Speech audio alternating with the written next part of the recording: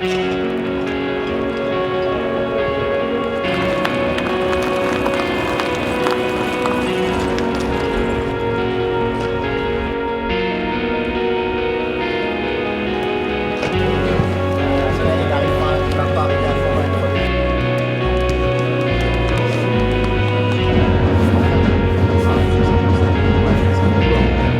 nous sommes dans le cadre du séminaire des directeurs de centres de formation des clubs professionnels français. Chaque année, nous les regroupons à travers 2-3 jours de stage, de séminaire. Souvent, nous partons à l'étranger, voir un petit peu ce qui se passe ailleurs. Et cette année, nous sommes à la Fédération française de football, puisque certains ne connaissent pas, et ça nous permet d'aborder d'autres thématiques et finalement de se concentrer sur ce que nous faisons.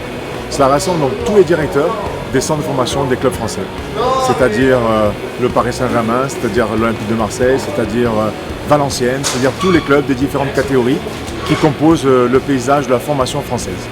Nous relions toujours cet événement avec le terrain. Lorsque nous partons au Portugal, lorsque nous partons en Angleterre, aux Pays-Bas, nous pouvons observer des structures et des matchs.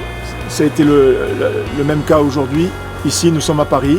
Il y a un match de Youth League, donc nous profitons de venir dans ce magnifique centre du Paris Saint-Germain pour voir un match et aussi se rendre compte que les infrastructures ont énormément évolué et ça peut aussi donner l'occasion aux collègues d'avoir peut-être des idées en termes d'aménagement. Donc nous sommes sur du haut niveau, nous sommes sur les détails et en l'occurrence, je pense qu'ici nous sommes plutôt bien à la fois très bien accueillis et plutôt bien servis.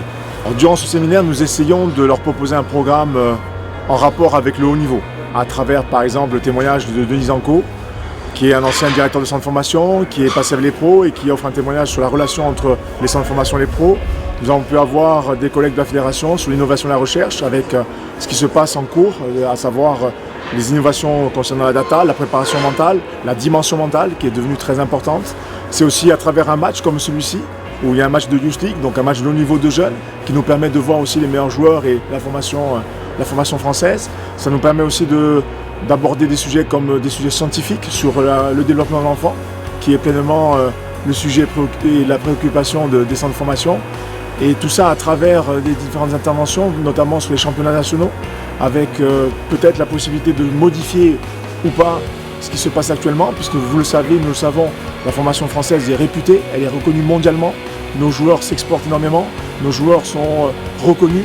Donc l'idée c'est de savoir si ce que nous faisons est toujours d'actualité ou bien si ce que nous faisons peut-être mérite d'avoir un ajustement, comme on dit, d'avoir peut-être une modification ou des évolutions parce que le football évolue vite. Les clubs savent que la concurrence est forte entre eux, mais aussi à l'étranger. Donc peut-être voir si ce que nous faisons est toujours valable ou bien si ce que nous faisons mérite peut-être d'évoluer. Et ensuite, bien sûr, le lien avec les sélections nationales.